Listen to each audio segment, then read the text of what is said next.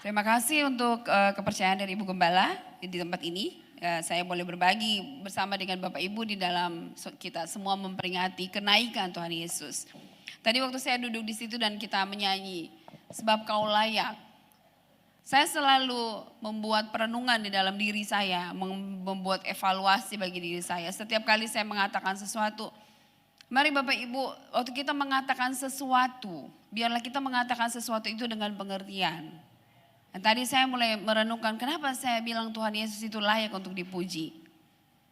Dan waktu kita memberikan pertanyaan-pertanyaan itu pada diri kita sendiri Bapak Ibu, maka kemudian Roh Kudus akan menolong kita untuk mengingat semua kebaikan Tuhan dalam kehidupan kita.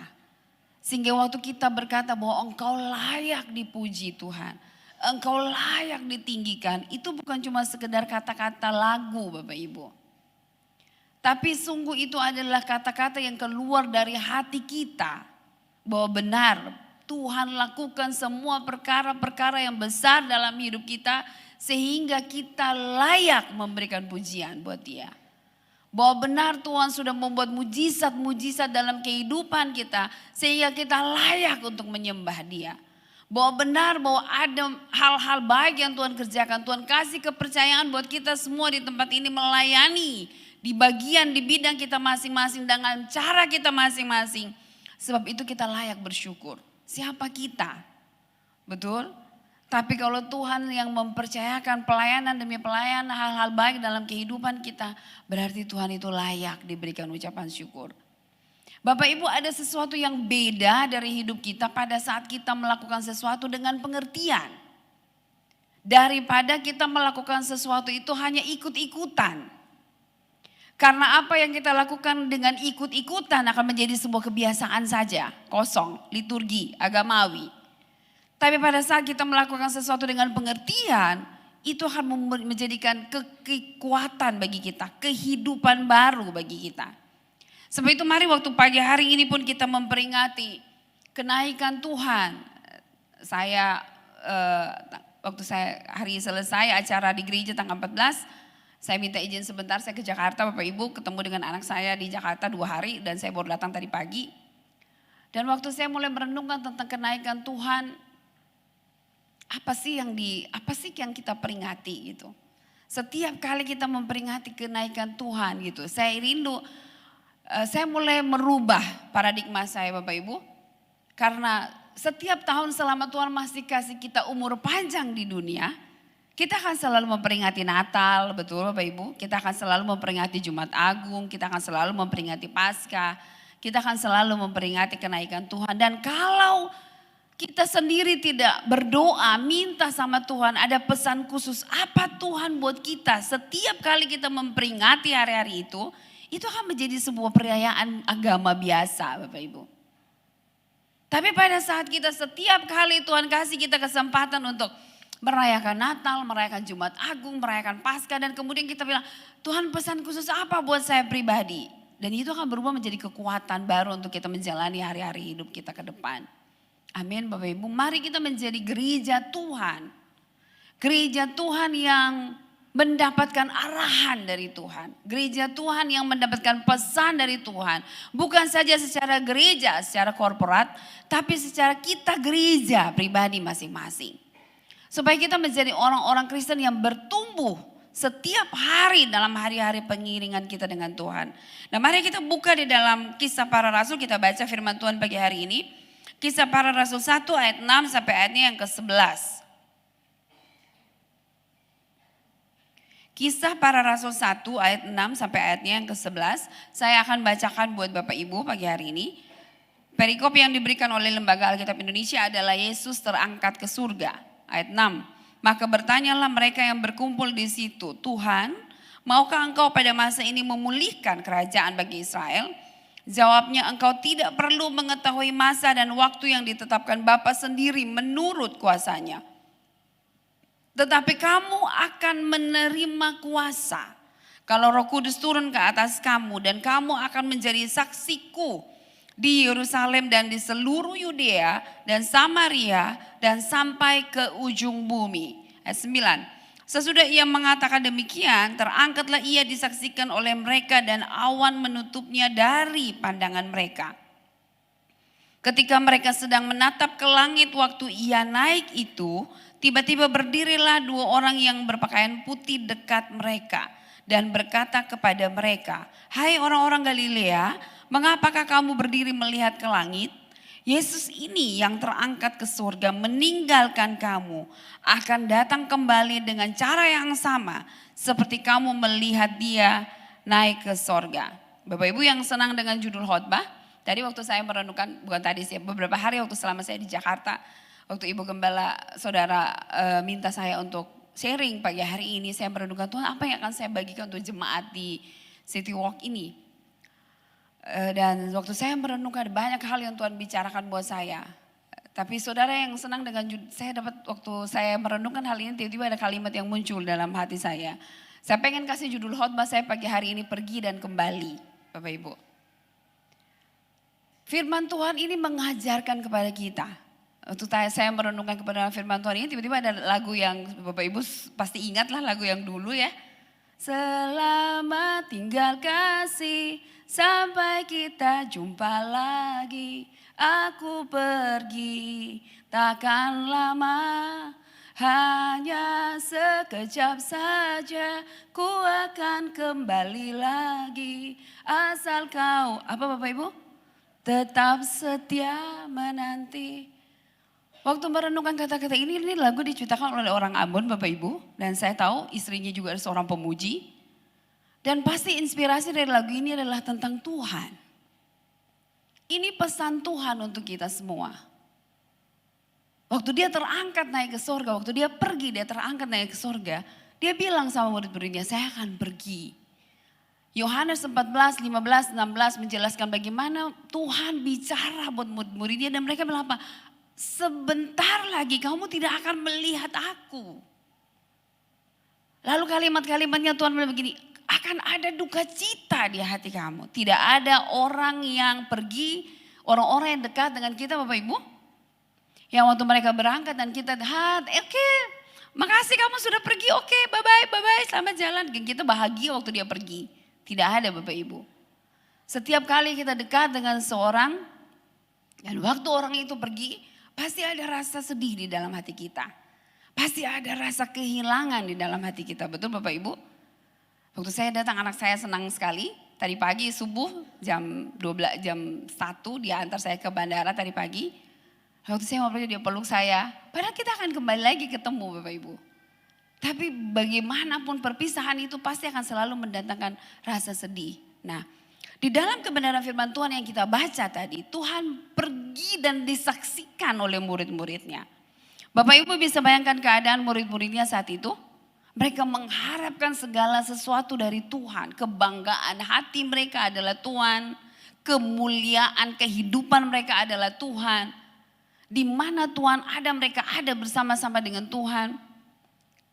Mereka melihat bagaimana Tuhan menderita dan waktu Tuhan bangkit, wah, seperti ada sebuah pengharapan baru buat mereka. Makanya kalimat awal tadi yang kita baca Bapak Ibu, mereka merasa bahwa ini saatnya Tuhan yang mereka sembahkan memulihkan segala sesuatu. Oh, tidak ada lagi orang yang berani hina mereka.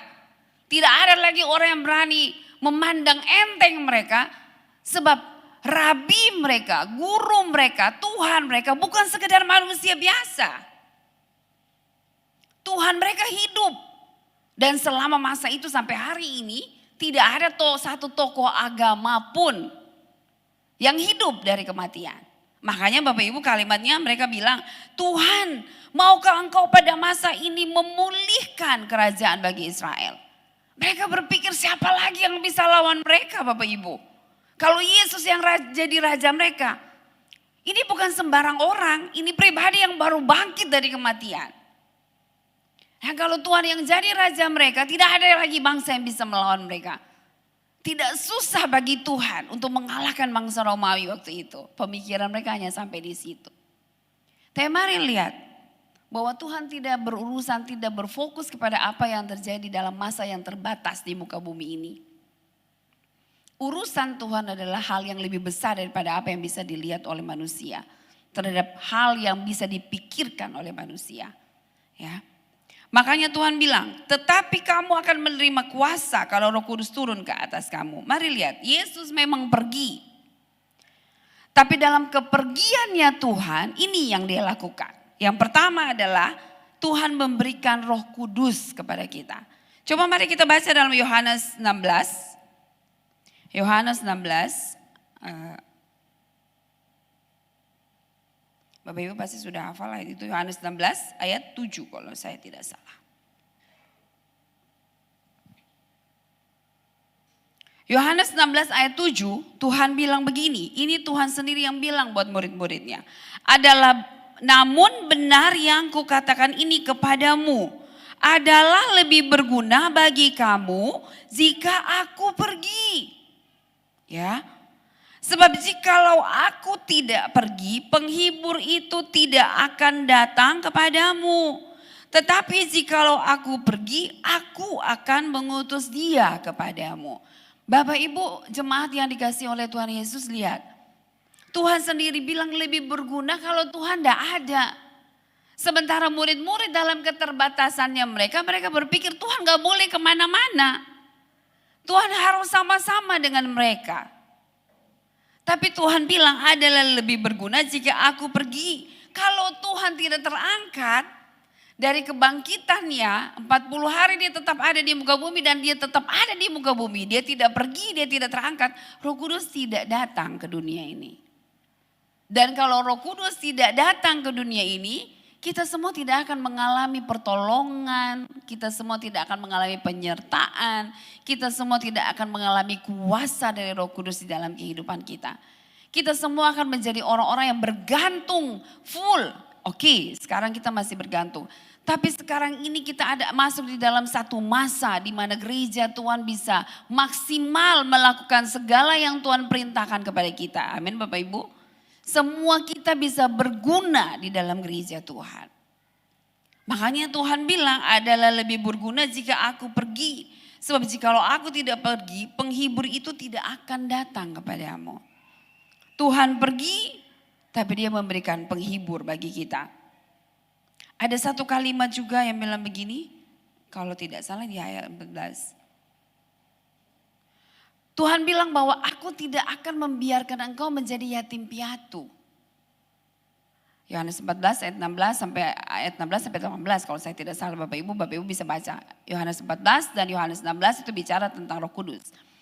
Saya sangat diberkati dengan kalimat ini, saya ulang-ulang, saya ingat-ingat di dalam pemikiran saya. Bapak Ibu, betapa kita semua bersyukur punya Bapa, punya Tuhan seperti Yesus Kristus, amin.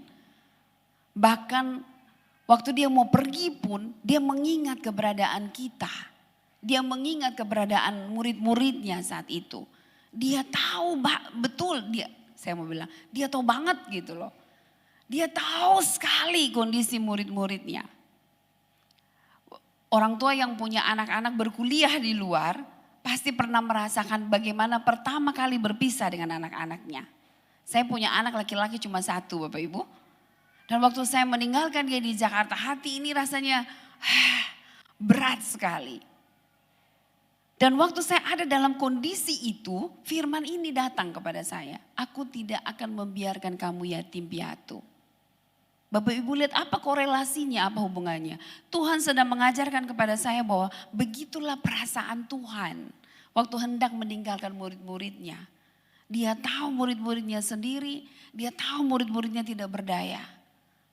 Tapi dia janji bahwa dia tidak membiarkan mereka seperti yatim piatu.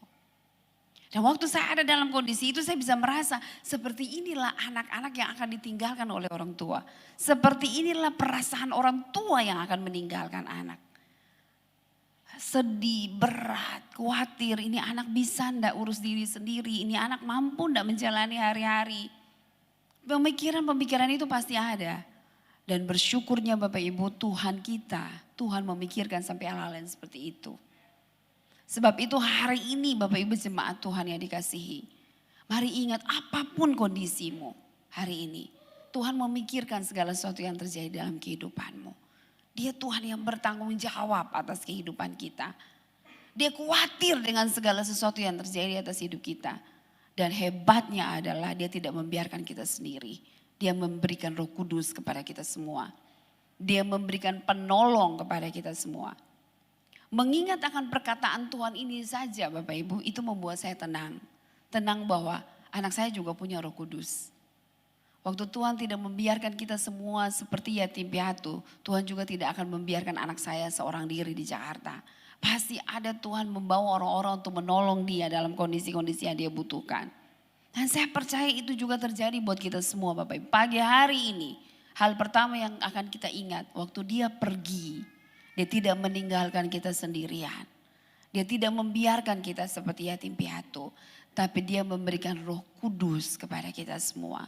Roh Kudus yang akan menjadi penolong bagi kita. Roh Kudus yang akan memberikan kekuatan kepada kita. Roh Kudus yang akan mengajarkan kita tentang segala sesuatu. Bapak Ibu bisa baca di Yohanes 14 dan Yohanes 16 tentang pekerjaan Roh Kudus dalam kehidupan kita. Mulai merenungkan, saya sudah alami belum pekerjaan Roh Kudus itu di dalam kehidupan saya. Amin Bapak Ibu. Hari-hari ini mari kita jangan hanya menjadi orang Kristen secara KTP saja. Sebab dunia tidak akan menjadi lebih baik Bapak Ibu. Dan untuk bisa kita punya kemampuan menjalani hari-hari ke depan, kita butuh Roh Kudus di dalam kehidupan kita. Bersyukurnya adalah kita punya Tuhan yang memikirkan segala sesuatu. Sampai kepada hal-hal yang seperti itu Tuhan pikirkan. Saya sudah yatim piatu Bapak Ibu. Jadi saya bisa tahu, bisa merasa seperti apa sih. Kenapa Tuhan tidak mau anak murid-muridnya waktu itu merasakan. Saya tidak akan membiarkan kamu seperti yatim piatu. Tidak punya pegangan, tidak ada tempat bertanya. Tidak ada tempat berkeluh kesah, tidak ada tempat minta pertolongan Bapak Ibu. Tapi Tuhan memberikan kepada kita Roh Kudus. Ya. Jadi waktu dia pergi, dia tidak pernah meninggalkan kita sendiri. Dia memberikan Roh Kudus kepada kita semua. Itu hal pertama yang kita alami pada saat Tuhan pergi, ya Bapak Ibu. Yang kedua, hal kedua yang kita alami waktu Tuhan pergi adalah dia bukan hanya sekedar memberikan Roh Kudus kepada kita. Tapi mari lihat, ada sebuah tugas yang Tuhan berikan kepada kita semua. Ya. Ayat 8 juga, tetapi kamu akan menerima kuasa kalau Roh Kudus turun ke atas kamu. Untuk apa Bapak Ibu? Bukan hanya untuk sekedar kita hidup untuk diri kita sendiri.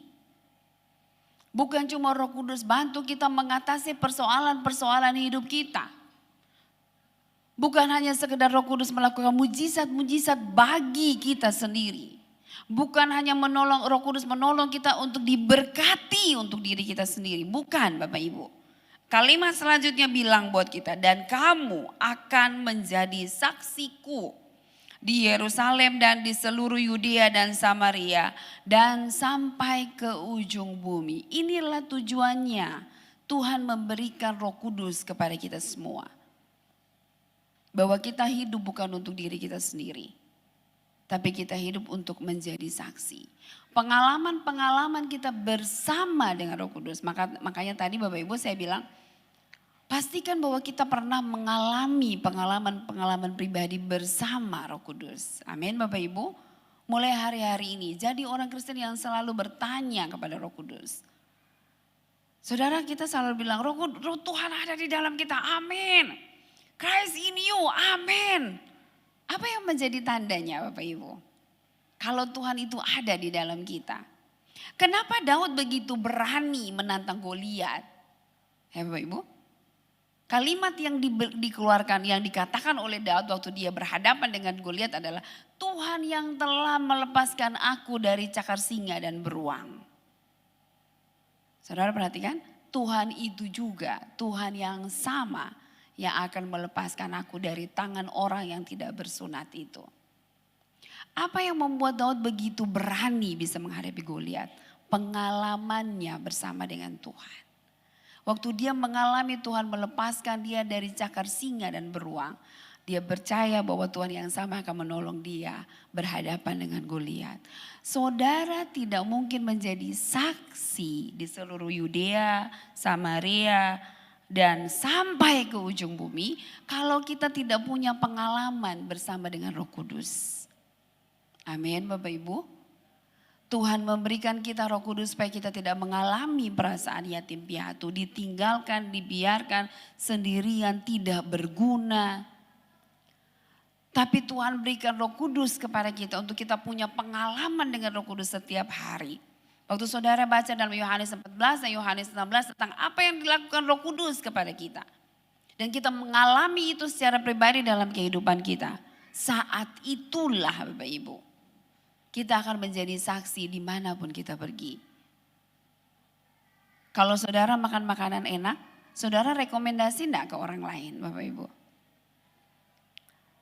Pasti saudara bilang, orang bilang mau makan tindu Tuhan, makan di situ enak gitu. Saudara punya tamu-tamu yang saudara antar, ayo kita makan di situ, itu tempat paling enak. Kalau ada tamu-tamu dari Jakarta, ayo kita makan di situ, itu tempat paling enak. Saudara punya kenalan, keluarga yang datang dari luar kota, mau makan di situ, ayo kita makan di situ, tempatnya paling enak. Kenapa saudara begitu semangat memberitakan tentang tempat makan yang enak? Tapi begitu kita mengalami kebaikan Tuhan, kita gak semangat menceritakan tentang kebaikan Tuhan dalam kehidupan kita. Saudara jangan cuma jadi ahli marketing restoran Bapak Ibu. Amin. Mari kita jadi ahli marketingnya Tuhan dalam kehidupan kita. Sekecil apapun kebaikan Tuhan dalam hidup kita Bapak Ibu. Tapi Ibu Pendeta saya gak pernah mengalami mujizat. Makanya ada pujian yang bilang, hitung berkatmu satu-satu. Bilang semua jangan kau lupa. Amin Bapak Ibu. Belajar untuk bersyukur setiap hari. Terima kasih Tuhan saya bisa ketemu dengan anak saya even 2 hari. Terima kasih saya boleh makan bersama-sama dengan dia. Terima kasih penelitiannya bisa berjalan dengan baik. Belajar menghitung berkat-berkat yang Tuhan berikan. Dan terakhirnya pasti kita akan terpesona dengan apa yang Tuhan lakukan dalam hidup kita. Amin Bapak Ibu. Jadi waktu saudara bilang, kayaknya saya tidak pernah mengalami mujizat. Tuhan dari surga tanya, masa? Betul, enggak pernah. Tapi begitu kita menghitung berkat kita satu-satu, mengalami, berjalan bersama dengan Roh Kudus, mengalami perbuatan-perbuatan Roh Kudus dalam kehidupan kita. One day nanti, saudara semua akan berfungsi menjadi gereja Tuhan. Pergerakan orang-orang kudus di akhir zaman. Sebab saudara punya pengalaman pribadi dengan Roh Kudus saudara. Orang sakit saudara gak perlu lagi bilang, mesti tunggu Ibu Pendeta baru kita mau berdoa. Gak perlu. Saya punya Roh Kudus dalam diri saya. Saya percaya ada kuasa dalam nama Tuhan Yesus. Sembuh. Ada saudara saling mendoakan satu dengan yang lain. Kenapa? Bukan kita menjadi orang yang sombong. Tapi kita paham benar. Makanya saya bilang kita punya pengertian bahwa ada Roh Kudus di dalam saya. Dan waktu ada Roh Kudus di dalam saya. Makanya firman Tuhan bilang kamu akan menerima kuasa. Amin Bapak Ibu. Tuhan pergi untuk memberikan Roh Kudus. Dan waktu Roh Kudus ada di dalam kita. Diberikan kepada kita. Kita semua punya kuasa. Bukan saja saya hamba Tuhan punya kuasa, Ibu Gembala punya kuasa, pengerja di sini punya kuasa. Kita semua. Ya, di sini tidak tulis gembala, pengerja. Kamu itu siapa saja. Sebutkan nama saudara. Dan Leni akan menerima kuasa kalau Roh Kudus turun di atas Leni. Siapa saja saudara. Dan Dindi akan punya kuasa kalau Roh Kudus ada di dalam Dindi. Dan semua kita percaya bahwa ada Roh Kudus di dalam kita. Amin Bapak Ibu. Itu ada kuasa di dalam kita. Amin. Nah itu bagian perginya Tuhan. Waktu Tuhan pergi, yang pertama dia memberikan Roh Kudus kepada kita. Yang kedua dia berikan misi kepada kita. Yaitu menjadi saksi. Daud bisa menjadi saksi tentang apa yang Tuhan lakukan dalam kehidupan dia. Waktu dia mengalahkan singa dan beruang. Sehingga pada saat dia berhadapan dengan Goliat, dia tidak takut. Kita pun akan menjadi saksi waktu kita mengalami pengalaman-pengalaman setiap hari kita bersama dengan Tuhan. Amin Bapak Ibu. Dan di ayat 11 dia bilang begini, malaikat itu datang dan bilang begini, berkatalah kepada mereka, hai orang-orang Galilea, mengapa kamu berdiri melihat ke surga? melihat ke langit. Yesus ini yang terangkat ke surga meninggalkan kamu akan datang kembali dengan cara yang sama seperti kamu melihat dia naik ke surga. Mari lihat, waktu Tuhan pergi, Tuhan kasih Roh Kudus, Tuhan kasih misi buat kita. Betul Bapak Ibu? Nah sekarang ayat 11 bilang dia akan datang kembali. Pertanyaannya buat kita semua, untuk apa Tuhan datang kembali? Kenapa Tuhan datang kembali? Kalau Bapak Ibu mau belajar lebih dalam lagi, bisa ikut kelas SOM ya di Betani Pusat. Di situ nanti ada bagian pelajaran second coming, saudara bisa belajar banyak hal. Second coming itu tentang kedatangan Tuhan kedua kali. Tapi sehubungan dengan kebenaran firman yang kita baca hari ini, waktu Yesus mau pergi, dia bilang bahwa kamu akan menjadi saksiku di mana saja yang disebutkan. Dan kemudian ayat 11 bilang dia akan datang kembali. Dan waktu saya merenungkan kebenaran firman Tuhan ini, Bapak Ibu pasti ingat kisah tentang seperti seorang pengusaha yang memberikan talenta kepada orang-orang yang bekerja buat dia. Betul Bapak Ibu? Di Matius 25 ayat 14. Coba kita baca Bapak Ibu. Matius 25 ayat 14.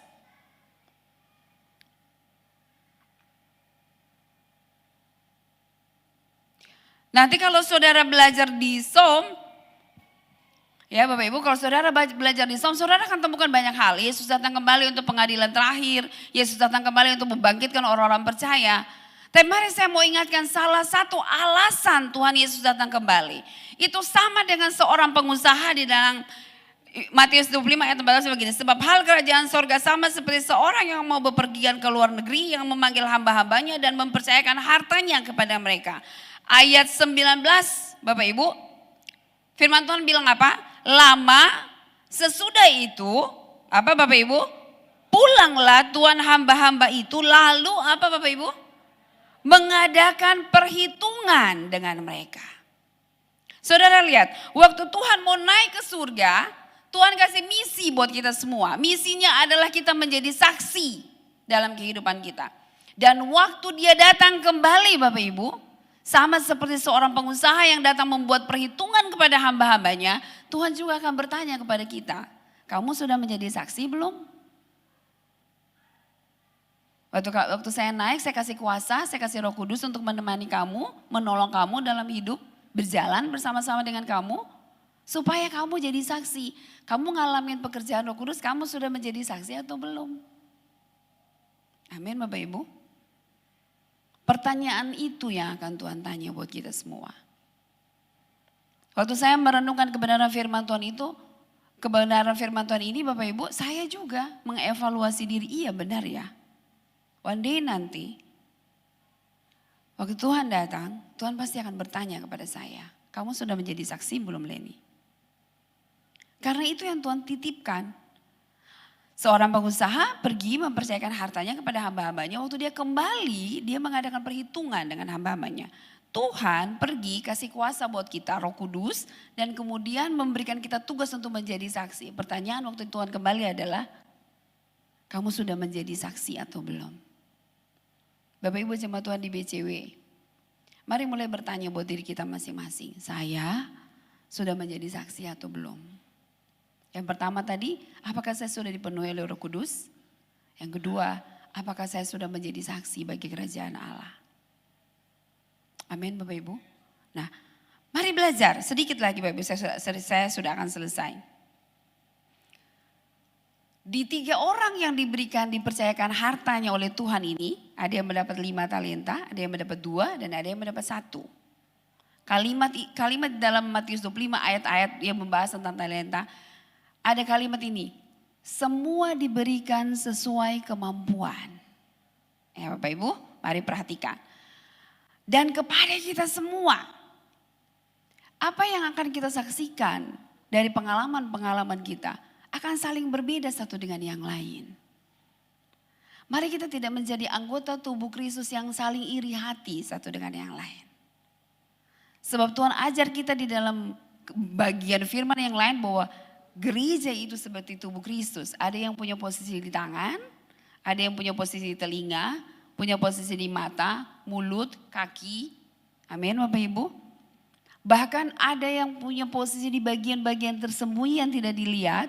Tetapi kata firman memegang peranan yang penting. Dan semua kita yang hadir dalam ruangan ini, kita punya peranan masing-masing dalam gereja Tuhan. Sesuai kemampuan mendapatkan kepercayaan. Jadi marilah kita mulai bergerak sesuai dengan apa yang Tuhan berikan kepada kita. Waktu Roh Kudus itu ada dalam kita, satu Bapak Ibu. Mulai hari ini mari mulai kita melihat keberadaan diri kita dan apa yang menjadi kekuatan saya. Dalam gereja Tuhan, di tempat ini, di areal perumahan ini Bapak Ibu. Saya ada di tangan kah? Saya ada di kaki kah?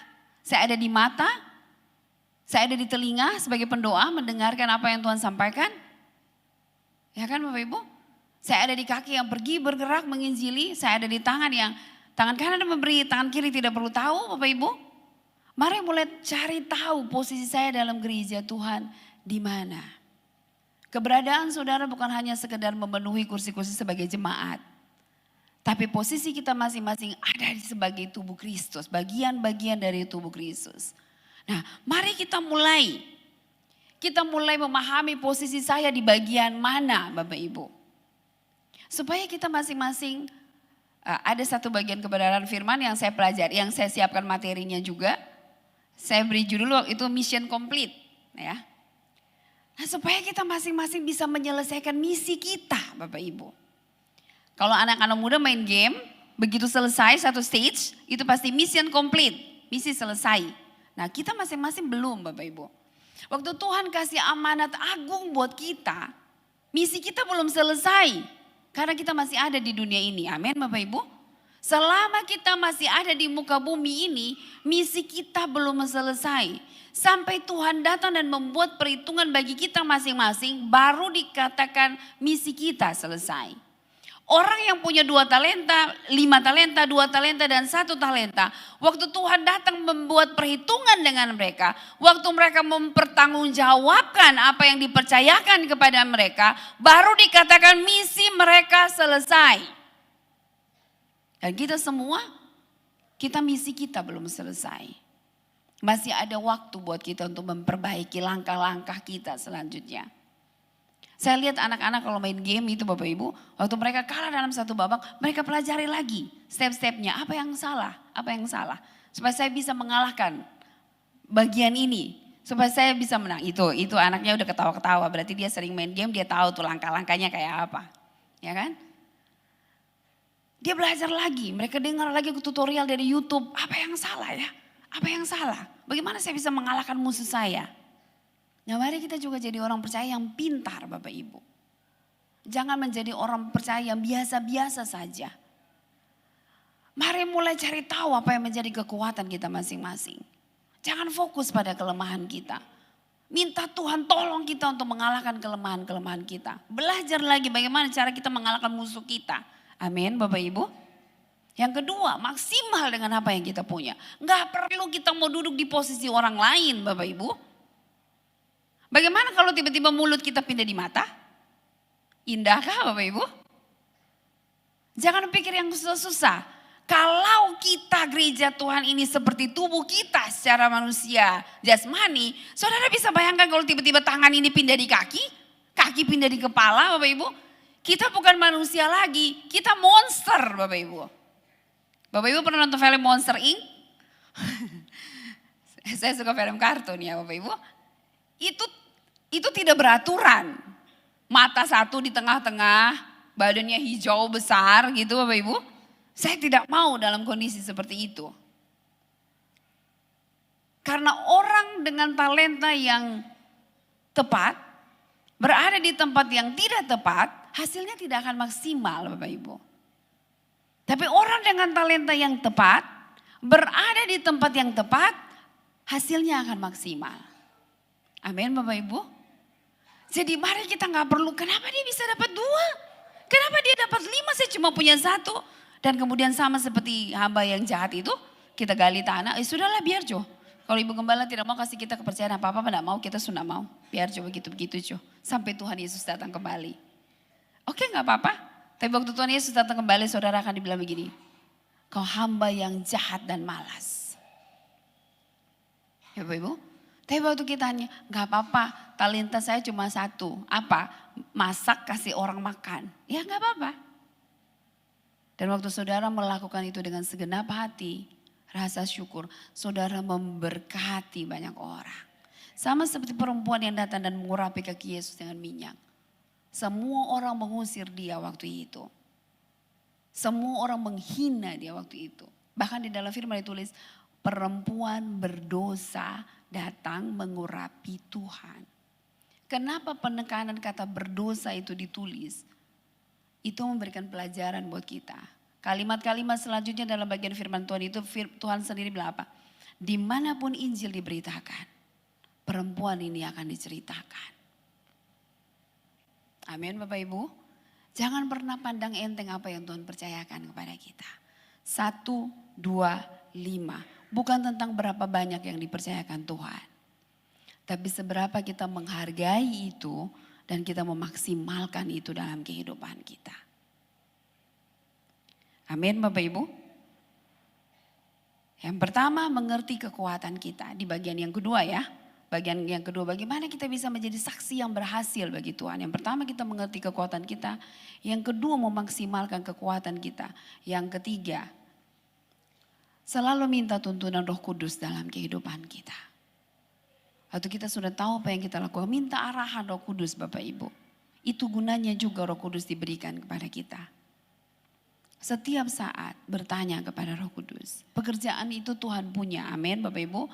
Pelayanan ini Tuhan punya. Bagian firman Tuhan di Kisah Rasul 16, kalau saya tidak salah Bapak Ibu, waktu itu Rasul Paulus dan Silas akan pergi ke satu tempat untuk menginjili. Kalimatnya bilang begini, namun Roh Kudus melarang mereka untuk pergi ke tempat itu. Pergi menginjili adalah hal yang baik. Tapi selama itu bukan tujuannya Tuhan, maunya Tuhan, kehendaknya Tuhan, Tuhan pasti akan melarang mereka untuk tidak pergi ke situ. Setiap kita yang terlibat dalam bagian pelayanan, semua yang kita lakukan pelayanan itu baik. Persoalannya adalah kita bertanya enggak kepada Tuhan, kalau itu maunya Tuhan atau tidak. Atau kita sibuk saja, kita aktif saja. Aktif tapi tidak efektif. Aktif bukan berarti produktif. Amin Bapak Ibu. Tapi waktu kita aktif dan sesuai dengan arahannya Tuhan, wow, kita akan produktif, menghasilkan buah berlipat-lipat kali ganda dalam kehidupan kita. Saya buta lama untuk hal ini Bapak Ibu.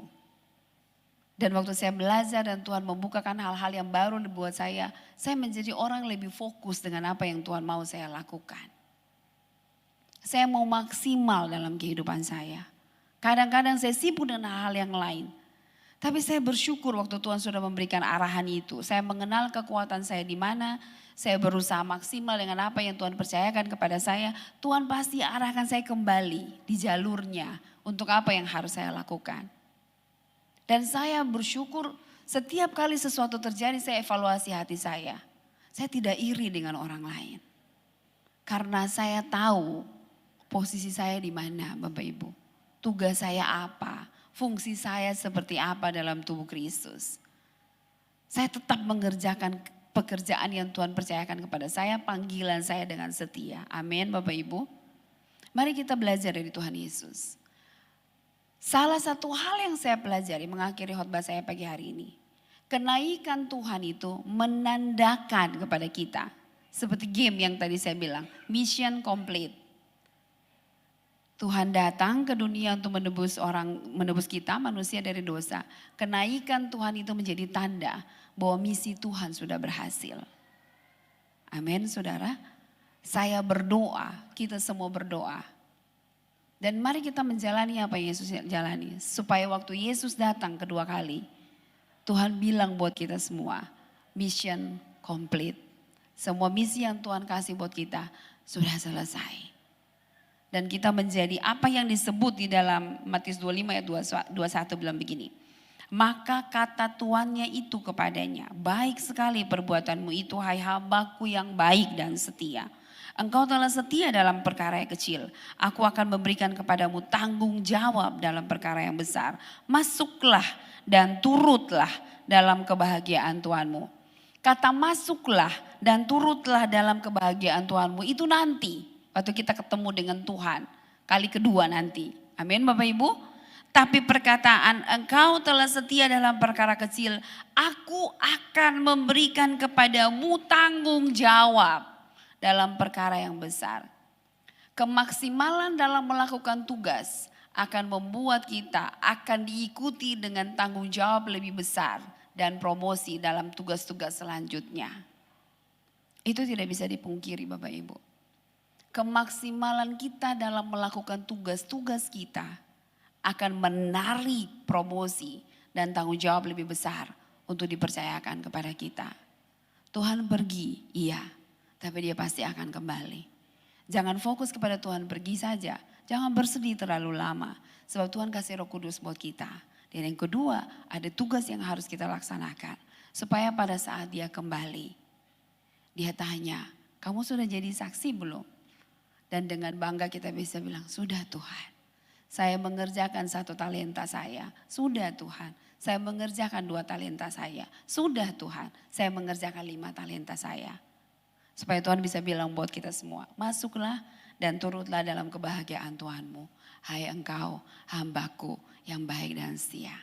Amin.